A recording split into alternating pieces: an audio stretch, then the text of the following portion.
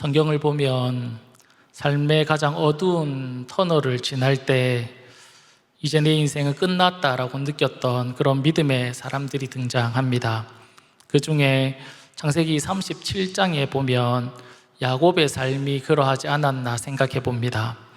자신이 가장 사랑했던 아들 요셉이 죽었다라는 소식과 피 묻은 옷을 보았을 때 그는 자신의 옷을 찢으면서 슬피 울며 이렇게 이야기합니다. 내가 슬퍼하며 스올로 내려가 아들에게 가리로다. 그렇게 요셉이 울부짖습니다. 소망이 완전히 사라진 것 같고 절망과 탄식만 그에게 남아 있는 것 같아 보입니다. 그러나 그것이 끝이 아니라는 것을 우리는 잘 알고 있지요. 그 순간에도 하나님께서는 애굽이라는 땅에서 요셉을 통해 온 세상을 구원할 위대한 계획을 준비하고 계셨다라는 것을 우리는 잘 알고 있습니다. 오늘 우리가 살펴볼 룻기 3장의 말씀 역시 마찬가지입니다.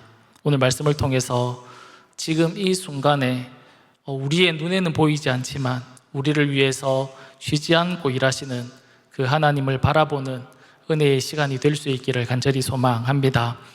가장 먼저 하나님이 어떤 일을 하고 계실까요? 첫 번째는 나오미를 변화시키시고 계셨다라는 사실입니다. 그는 모압에서 돌아오면서 어떤 모습과 어떤 태도로 돌아왔습니까? 룻기 1장을 보시면 온 성읍이 나오미가 돌아왔다라는 소식을 듣고 마을이 시끄러웠습니다. 그때 그는 이렇게 말했습니다. 나를 나오미라 부르지 말고 나를 마라라 부르라. 여기서 마라라는 뜻은 쓰다라는 뜻입니다. 그러니까 그의 인생을 이렇게 되돌아보니까 나의 인생이 썼다라는 것이죠. 자신의 인생을 쓴 인생이다, 마라다, 그렇게 스스로 고백을 하고 있는 것입니다. 이렇게 그가 자신의 인생을 스스로 마라라고 고백하고 있는 이유는 전능자가 나를 심히 괴롭게 하였기 때문이다 라고 그렇게 말을 합니다. 1장 21절에 보면 이렇게 말씀합니다. 내가 풍족히 나갔더니 여호와께서 내게 비어 돌아오게 하셨느니라. 여호와께서 나를 징벌하셨고 전능자가 나를 괴롭게 하셨거늘 너희가 어찌 나를 나오미라 부르느냐 하니라. 자신의 삶에 일어난 비극들, 남편도 죽고 그리고 사랑했던 두 아들도 죽고 아무것도 남지 않은 그런 자신의 삶 가운데 하나님께서 자신의 삶을 징벌하셨고 전능자가 나를 괴롭게 했다라고 하나님을 향해서 불평하는 그런 나오미의 모습을 우리가 볼 수 있습니다. 그런 그가 2장에서 룻이 우연히 보아스의 밭에 가게 되고 그곳에서 이삭을 풍성히 얻어서 돌아왔을 때 며느리에게 어디서 그것을 얻었느냐 물었을 때 이 룻이 보아스라는 사람을 통해서 풍성한 곡식을 얻을 수 있었다라고 그렇게 대답을 합니다. 나오미는 룻의 입에서 보아스라는 사람의 이름이 나오는 순간 여전히 자신의 삶을 버리지 않으시고 붙들고 계시고 은혜 베푸시는 하나님을 깨닫게 된 것입니다. 나오미는 하나님이 자신을 버렸다라고 징벌했다, 나를 괴롭게 하는 분이다 라고 그렇게 생각했는데 그런 하나님이 아니라 여전히 자신의 삶을 붙들고 있고 아주 미세할지 모르지만 그럼에도 불구하고 하나님께서 나와 함께 하시고 은혜 베푸신다라는 것을 깨닫게 됩니다. 하나님의 은혜에 대한 눈이 열리기 시작하자 나오미는 3장에 들어오면서 변화된 모습을 보여줍니다. 2장 23절에 이렇게 말씀을 합니다. 이에 룻이 보아스의 소년들에게 가까이 가서 보리주스와 밀주스를 마시기까지 이삭을 주우며 그의 시어머니와 함께 거주하니라. 보아스를 통해서 주신 은혜, 룻이 매일 나가서 풍성한 곡식을 얻어와서 나오미와 룻은 이제 하루하루를 버티면서 살아갈 수 있었습니다. 그런데 보리추수와 밀추수하는 그 추수기간이 끝나게 되면 이 두 여인은 더 이상 곡식을 얻을 수 있는 방법이 없는 겁니다. 왜냐하면 다 추수가 끝났기 때문에 어디 가서 이삭을 주울 수 없기 때문에 그렇지요. 그들에게 또다시 위기가 찾아왔습니다. 그런데 이런 상황에 나오미는 3장에 들어오면서 낙심하지 않습니다. 오히려 룻을 향해서 이렇게 말을 하고 있습니다. 1절입니다.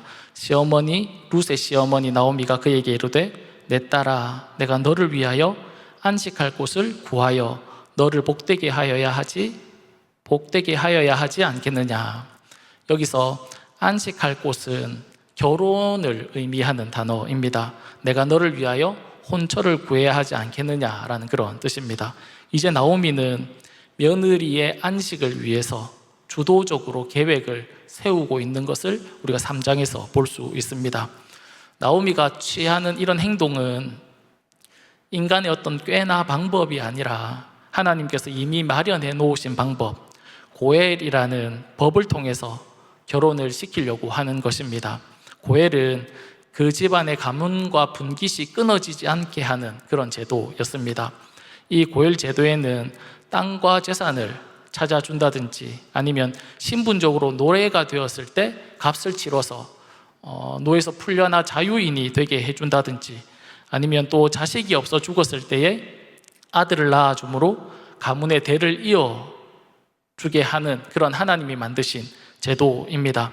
이 고엘 제도는 잃어버린 기업을 찾아준다라는 그런 의미에서 기업 물을 자라는 그렇게 부르기도 하고 자식을 낳아준다라는 의미에서 형사치수제라고 부르기도 합니다. 이 일은 친족 중에서 가장 가까운 친족이 행해야 합니다.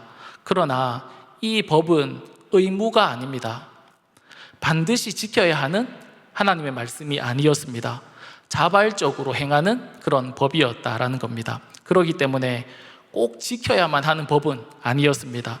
실제로 이 고엘을 행하는 사람은 거의 없었다라고 그렇게 이야기를 합니다. 이유는 자신에게 손해가 되기 때문에 그렇습니다. 이 내용은 4장에서 좀 더 자세히 살펴보도록 하겠습니다. 나오미는 자신의 삶에 여전히 은혜로 함께 하시는 그 하나님을 신뢰하면서 룻과 보아스를 결혼시키려고 합니다. 1절을 다시 보시면 룻의 시어머니 나오미가 그에게 이르되 내 딸아 내가 너를 위하여 안식할 곳을 구하여 너를 복되게 하여야 하지 않겠느냐. 이 구절을 보면서 특별히 와닿았던 구절이 있습니다. 그것은 너를 위하여 너를 복되게 하여야 하지 않겠느냐라는 구절입니다. 나오미는 무엇을 가장 먼저 생각했냐면 늘 자신의 상황, 늘 자신을 먼저 생각했습니다. 늘 자신의 상황만, 자신의 형편만 생각하면서 고백하고 이야기했던 인물입니다. 그런데 오늘 본문 1절에서 나오미는 누구를 배려하고 있고 또 마음을 쓰고 있냐면 며느리 룻이라는 사람을 살피고 있는 것을 우리가 볼 수 있습니다. 룻을 향해서 내가 너를 위하여 내가 너를 복되게 하고 싶다 그렇게 1절에서 말씀하고 있는 겁니다. 그리고 보아스라는 우리의 친족, 그를 통해서 고엘을 행할 것을 이야기합니다. 그리고 룻에게 어떻게 행동해야 하는지를 설명합니다. 3절과 4절 말씀입니다. 그런즉 너는 목욕하고 기름을 바르고 의복을 입고 타작마당에 내려가서 그 사람이 먹고 마시기를 다하기까지는 그에게 보이지 말고 그가 누울 때에 너는 그가 눕는 곳을 알았다가 들어가서 그의 발치 이불을 들고 거기 누우라. 그가 내게 할 일을 내게 알게 하리라 하니. 먼저는 목욕을 하고 기름을 바르고 기름을 바른다라는 것은 향수를 뿌린다라는 그런 의미가 있습니다. 그리고 옷을 입고 타작마당으로 내려가라고 그렇게 이야기했습니다. 이 행동은 단순히 룻이 보아스에게 잘 보이기 위해서 단장하는 그런 의미가 아닙니다. 이것은 이스라엘 백성들에게 있어서 결혼하기 전에 행했던 그런 행동입니다. 에스겔 16장에 보면 하나님과 이스라엘 백성이 이렇게 결혼하는 내용을 설명하고 있는데 에스겔 16장 9절에서 13절까지의 내용을 보면 이렇게 기록하고 있습니다.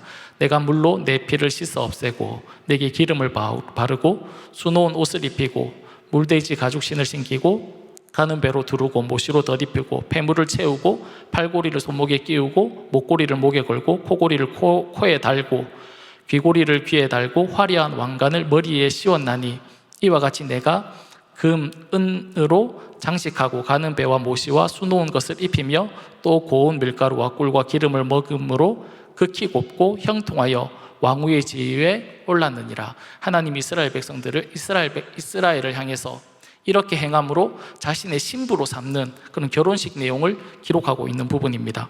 하나님과 이스라엘의 결혼을 묘사하면서 오늘 본문 3절과 같이 물로 씻기고 기름을 바르고 의복을 입힐 것을 이렇게 말씀하고 있습니다. 결혼 준비를 하고 보아스에게 가서, 보아스가 누워있는 그곳에 가서 그의 발치이불을 들고 거기 누우라는 명령입니다. 지금 나오미의 현재 입장과 처지를 생각하면 그는 다른 사람에게 특별히 무엇을 해줄 수 있는 그런 상황이 아닙니다. 왜냐하면 가진 것도 아무것도 없었고 또 여인이었고 극히 약한 자에 속해 있는 사람이고 그리고 형편이었습니다. 오히려 도움을 받아야 마땅할 위치에 있는 사람이 이 나오미였습니다. 그러나 하나님께서 자신에게 여전히 은혜를 베풀고 계신다라는 그런 생각이 들자 나오미는 자신의 며느리 룻이 보이게 되었고 보아스와 연결하기 위해서 행동을 취하게 됩니다. 이렇게 나오미는 롯의 축복의 통로의 역할을 감당하기 시작한 겁니다. 이 일은 궁극적으로 룻이 보아스의 은혜의 옷자락 안으로 들어가는 것, 그의 보호 안에 들어가는 것, 주님이 주신 안식안으로 들어가는 것을 의미합니다. 사랑하는 여러분, 우리에게는 복음이 전해졌고 이 복음을 다 알고 있지요. 가장 귀한 것을 우리가 들고 있습니다. 우리는 누구에게든지 이것을 나누어 줄 수 있습니다. 이 복된 소식을 전하는 축복의 통로가 우리 모두가 다 될 수 있었으면 너무 좋겠습니다. 두 번째는 룻을 받아들이는 보아스의 모습을 우리가 오늘 본문에서 볼 수 있습니다. 룻은 시어머니 나오미 말씀에 순종합니다. 6절 말씀을 보시면 그가 타작마당으로 내려가서 시어머니의 명령대로 다 하니라. 여기서 다 했다라는 말은 룻의 순종을 강조하고 있는 이야기입니다. 순종을 강조하고 있는 이유는 나오미가 룻에게 내렸던 그 명령은 사실 지키는 것이 쉽지 않은 명령이었습니다. 이것은 대단히 위험한 일이었고 또 이 일이 잘못되면 큰 낭패를 볼 뿐만 아니라 자신에게는 수치가 될 수 있는 그런 일이기 때문에 그렇습니다. 왜냐하면 먼저 곡식을 이렇게 거둔 다음에 그 곡식을 타작하기 위해서 타작마당을 만들어야 합니다. 그 타작마당을 만들고 그곳에서 이제 이렇게 곡식 낫가리를 하게 되는데 이 타작마당에는 남자만 들어갈 수 있었습니다. 그러니까 여자는 들어갈 수 없는 공간이 바로 이 타작마당입니다.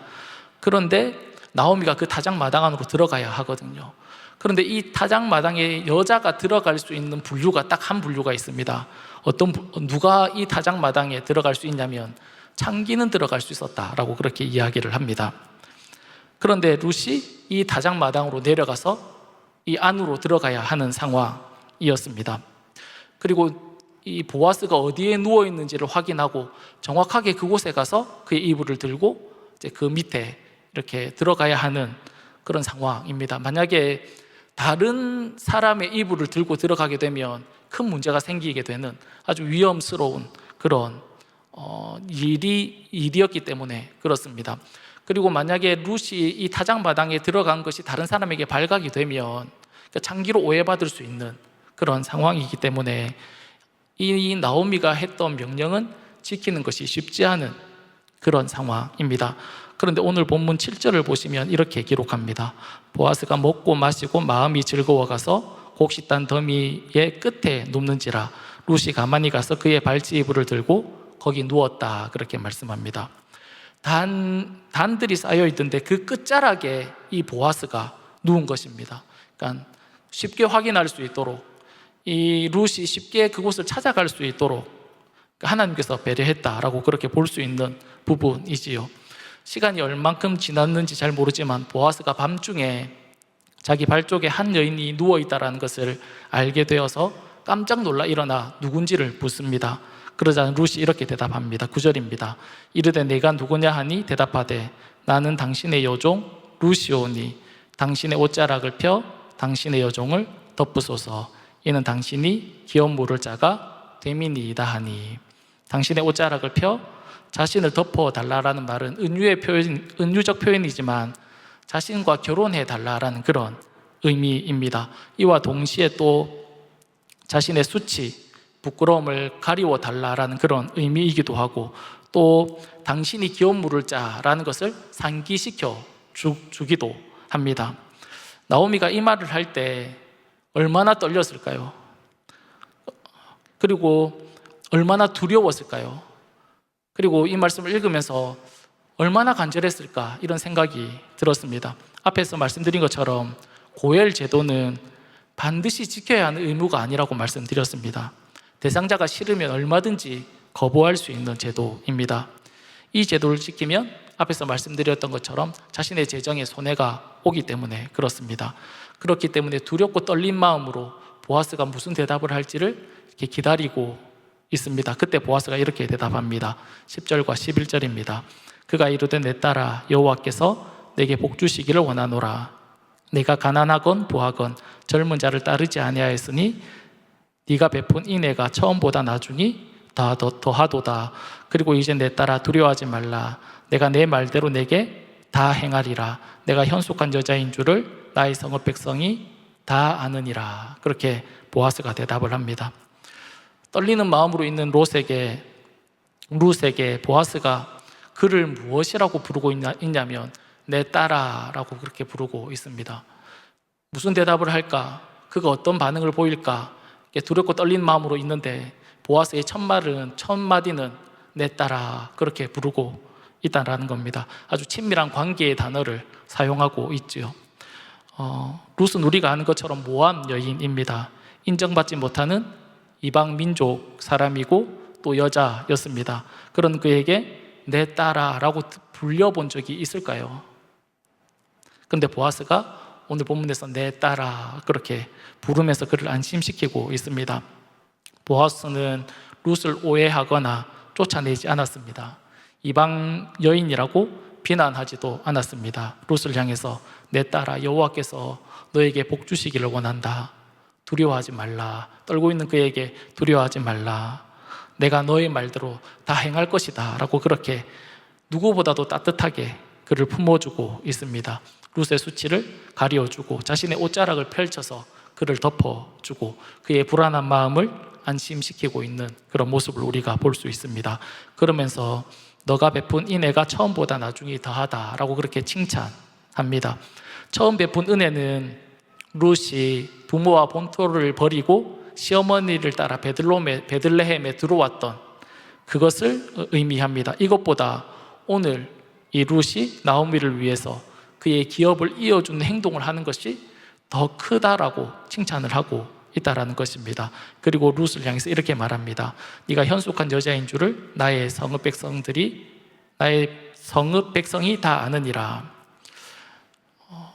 성경에는 기록되어 있지 않지만 이방 여인인 룻을 향해서 비난하는 사람이 있었을 것이다 라고 그렇게 생각이 됩니다. 이스라엘 사람들은 이방 사람을 무시하는 그런 경향이 있었기 때문에 그렇습니다. 그러기에 모압 출신 이방 여인인 룻을 좋지 않게 보는 사람들이 분명히 있었을 것입니다. 또 어쩌면 룻 스스로도 그렇게 여길 수 있었을 것 같습니다. 이 이스라엘 백성 그 공동체 속에서 살아가다 보니까 이방인들은 다 무시를 받거든요. 그런 모습을 이렇게 자꾸 보는 것입니다. 그렇게 그런 모습들을 보면서 나는 그런 사람이구나, 나는 이런 존재구나 라고 그렇게 스스로 생각했을지도 모르겠습니다. 그런데 보아스가 이렇게 말합니다. 너는 현숙한 여자이다. 현숙한 여자인지 온 성읍 사람들이 다 알고 있다. 그렇게 말씀하고 있는 겁니다. 위로하고 있는 것이지요.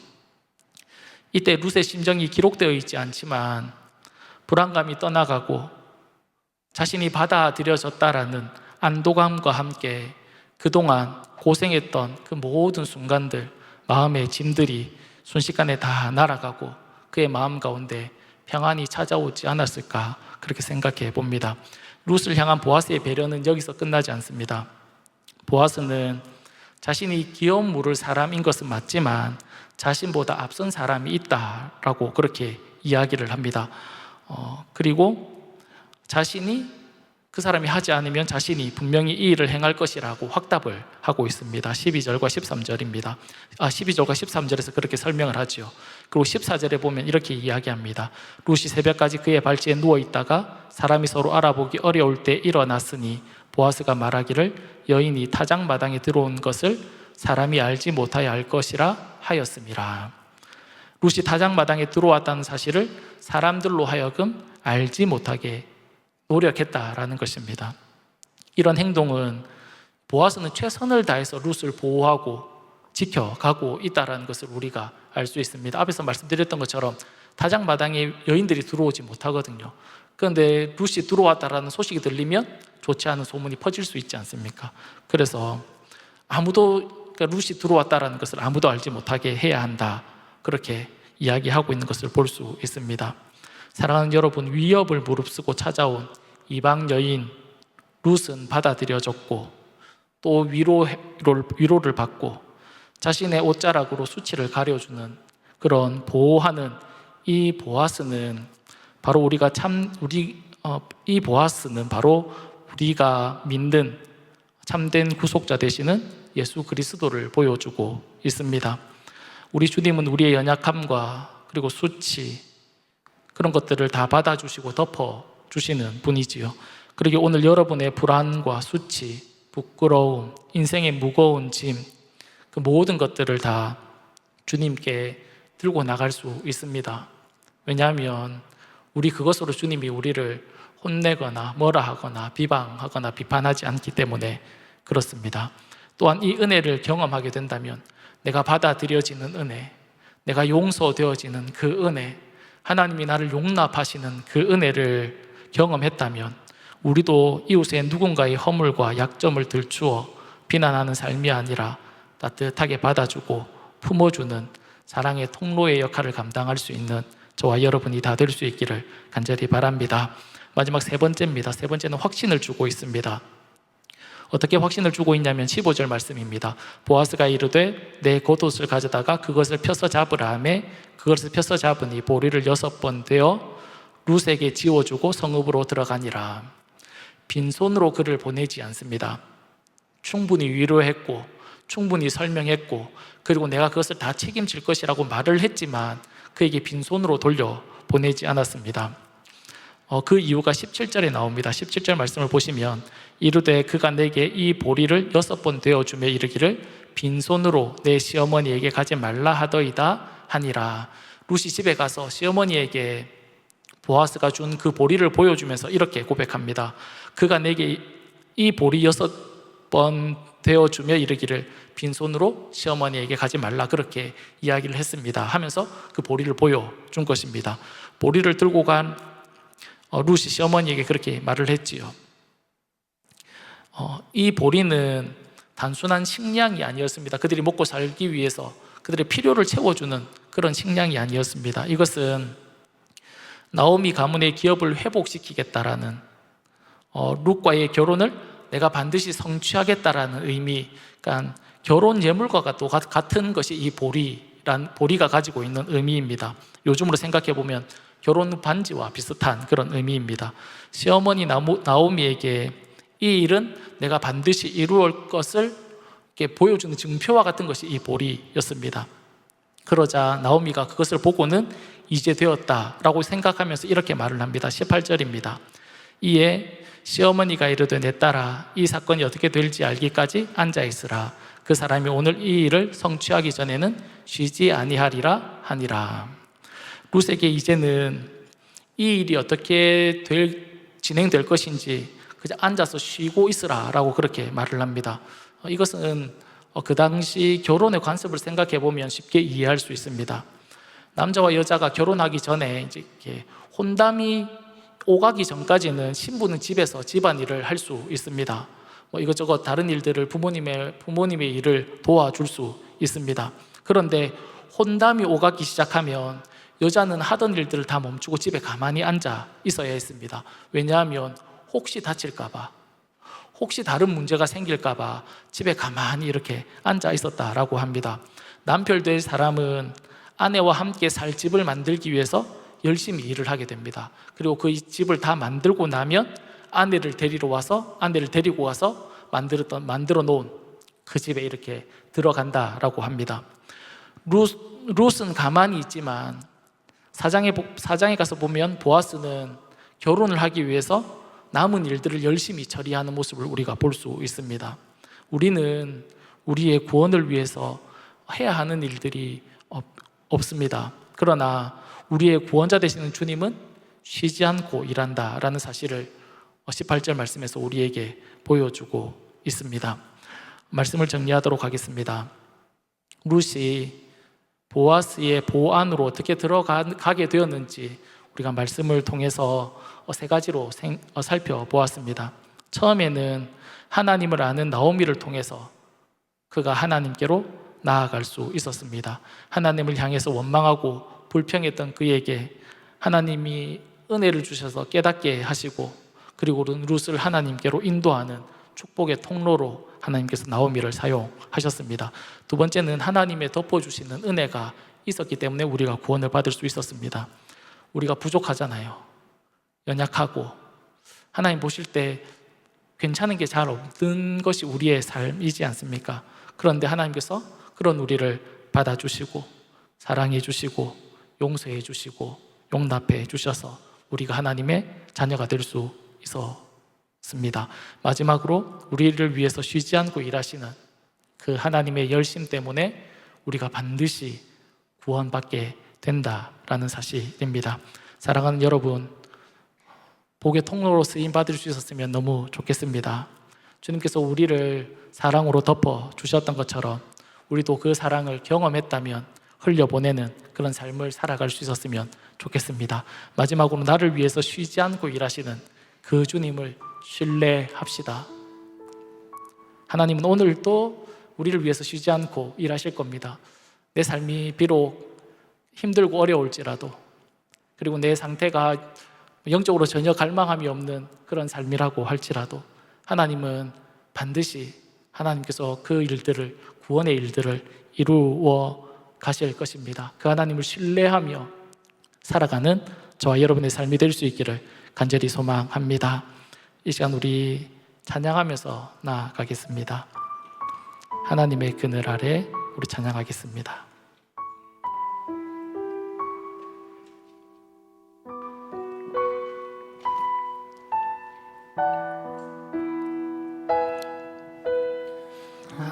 하나님을 그늘 아래 내 모든 것 다 내려놓고 나 잠잠히 주를 묵상하네. 그 놀라우신 은혜를 끝이 없는 주의 사랑 강물 되어 흘러 내 영혼에 자유함 주시네. 날 새롭게 하시네.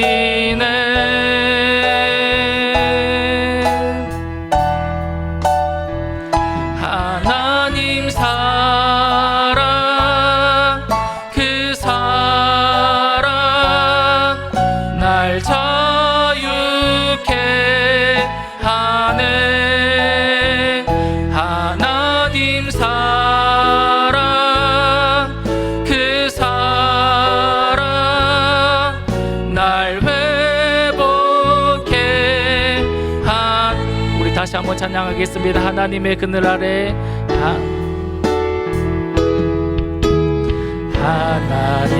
하나님의 그늘 아래 내 모든 것 다 내려놓고 나 잠잠히 주를 묵상하네. 그 놀라우신 은혜를 끝이 없는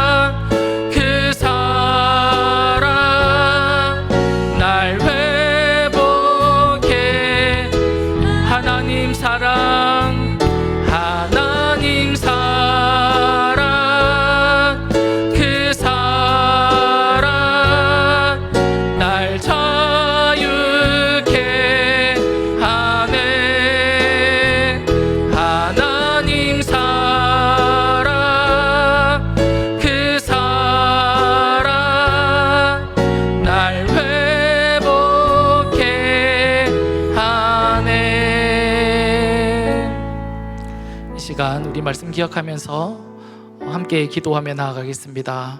첫 번째는 은혜에 눈뜨게 하시고 누군가를 살리는 축복의 통로가 되는 삶 살아갈 수 있도록 하나님 도와주십시오.